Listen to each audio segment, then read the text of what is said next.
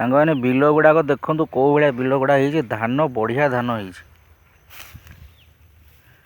ଧାନ ଦେଖନ୍ତୁ କେମିତି ଛନ ଛନ ଧାନ ହେଇଛି ହେଲା। କିନ୍ତୁ ଏବେ ଜଷ୍ଟ ଏଇ ମାଟି ଓଦା ଅଛି ଦେଖନ୍ତୁ। ମାଟି ଓଦା ଅଛି ଏପର୍ଯ୍ୟନ୍ତ ଶୁଖିନି। ଧାନ ବଢ଼ିଆ ଧାନ ଦେଖନ୍ତୁ, ଯୁଆଡ଼େ ଖାଲି ଦେଖିବେ ସିଆଡ଼େ ଧାନମୟ। କିନ୍ତୁ ଏ ସରକାରର କିଛି ଗୋଟେ ଦାୟିତ୍ୱ ନାହିଁ ଲୋକମାନଙ୍କ ପ୍ରତି, ଚାଷୀମାନଙ୍କ ପ୍ରତି। ଆପଣ ଦେଖନ୍ତୁ ଧାନ କେମିତି ହେଇଛି, କେମିତି ଶୋଇକି ରହିଛି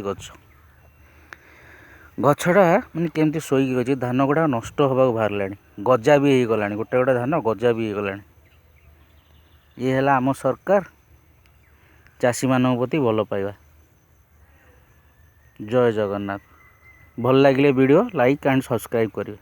ଧନ୍ୟବାଦ।